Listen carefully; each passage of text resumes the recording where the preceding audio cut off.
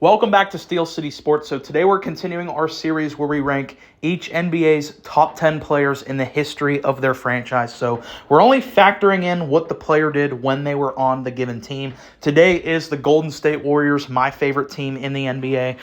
When I was getting into the NBA, it was right in the midst of the Cavs-Warriors beef. And in Pittsburgh, we obviously don't have an NBA team, so everyone at my school, we're like 2 hours away from Cleveland.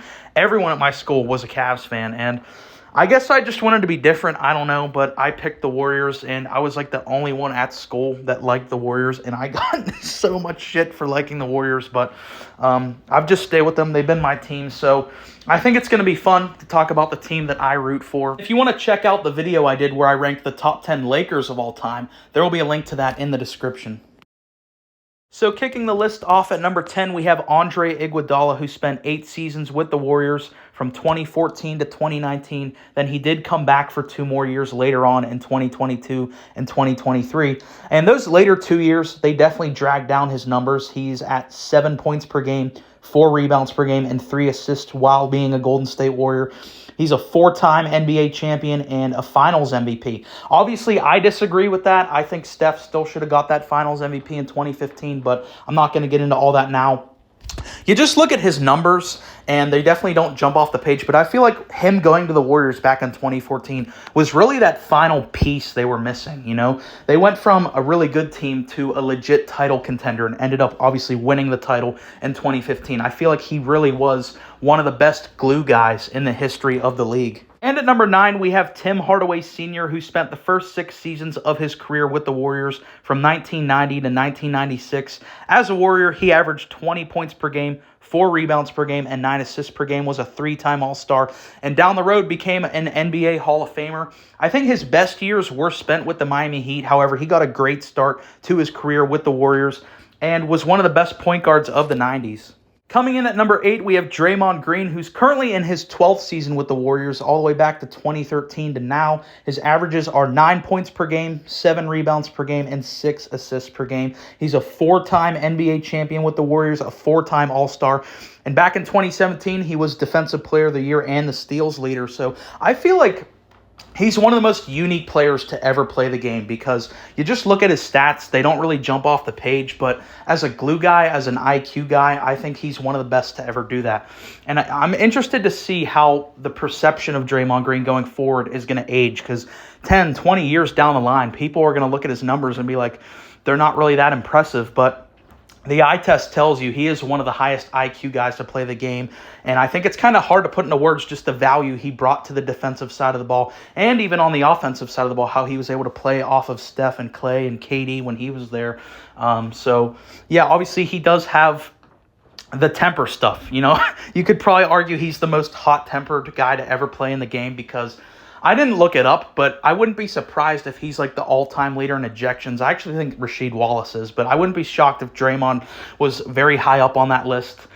He's kind of famous for kicking people in the nuts and punching people in the face. So a lot of people don't like Draymond, and it's very understandable because his personality. But just from a play standpoint, I think he was an integral piece to the Warriors' dynasty run.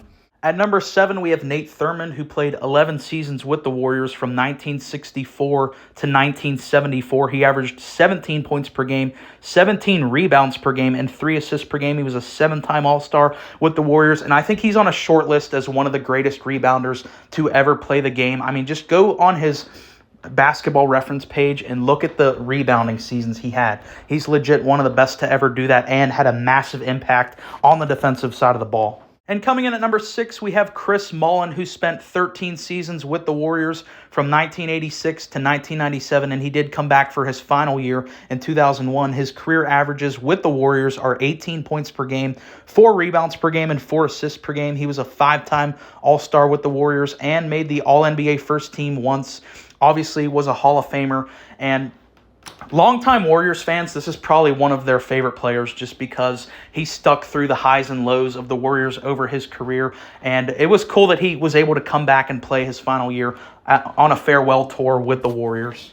Kicking off the top 5, we have Kevin Durant, who spent 3 seasons with the Warriors from 2017 to 2019. His averages with the Warriors are 26 points per game, 7 rebounds per game, and 5 assists per game. He's a 2-time NBA champion, 2-time Finals MVP, 3-time All-Star, and made the All-NBA first team in 2018. So I think whenever he went to the Warriors, they became the greatest team ever assembled in the history of the sport. I know they never broke the 73-9 regular season record, but you just look at the playoff dominance, especially in the years where they repeated. In 2017 and 2018, I think they lost 3 playoff games in that stretch. I'm just thinking off the top of my head. Actually, it might be 2.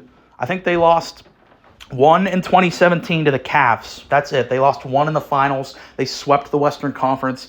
And then in 2018, I think the only loss they had was against the Pelicans in the second round. You can correct me if I'm wrong. I'm just doing that off the top of my head. But most dominant team ever. I think greatest team on paper ever whenever he went there, and he was the best player.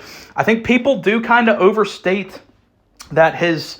it kind of makes me mad when people say his rings don't have value, because in 2019, when he got injured, the Warriors lost. So clearly he did have some big value for the team. And I just think him and Steph, they're one of the greatest duos in the history of the sport. And he definitely would have been higher up on the list had he been with the Warriors longer.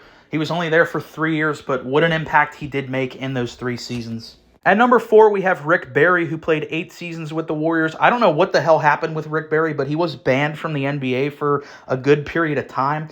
He played his first 2 seasons in the NBA with the Warriors in 1966 and 67.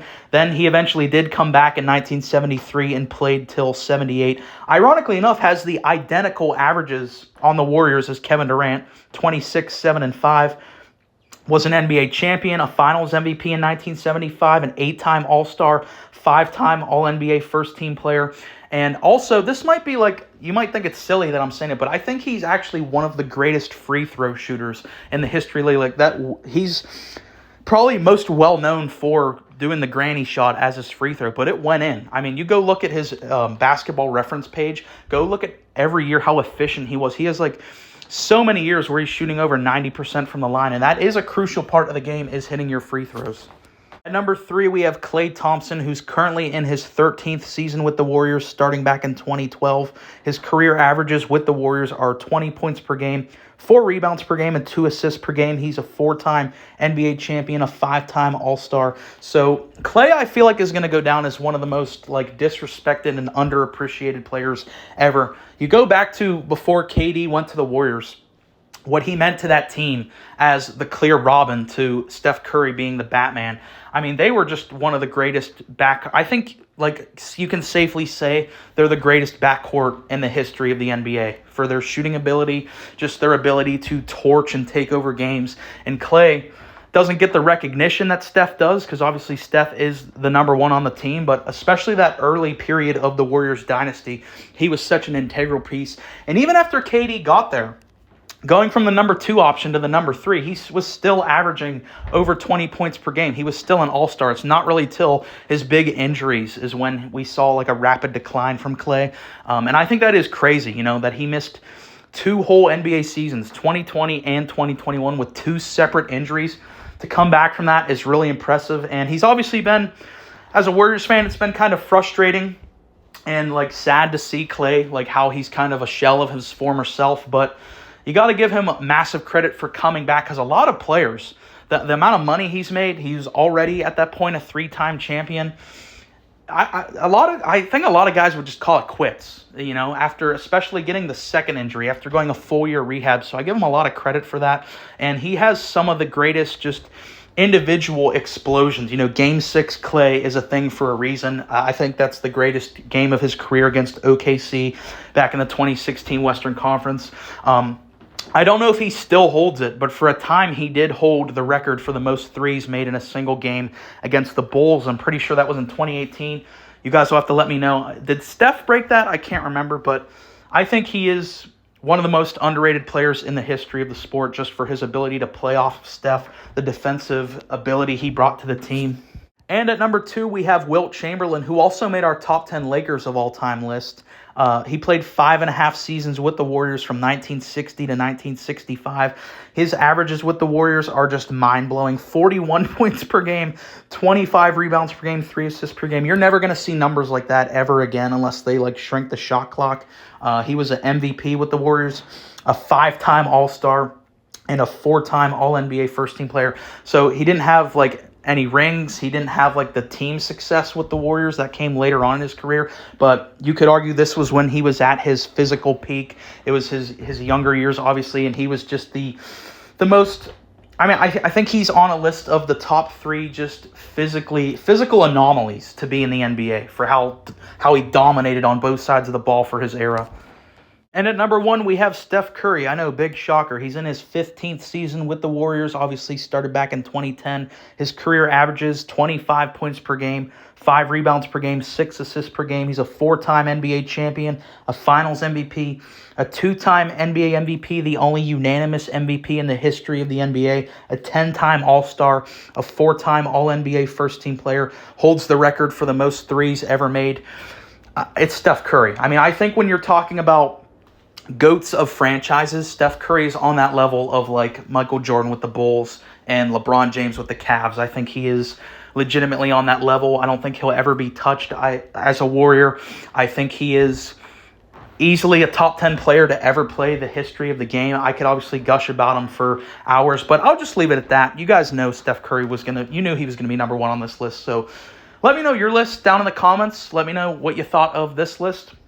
If you made it this far, really appreciate you listening. And if you want to go ahead and leave a team you'd like to see me do next in this series, which team you want to see me rank their top 10 players in their franchise. I was thinking of going on to the Celtics, but if you guys want to see another team, let me know in the comments. Thanks for watching. Please like and subscribe.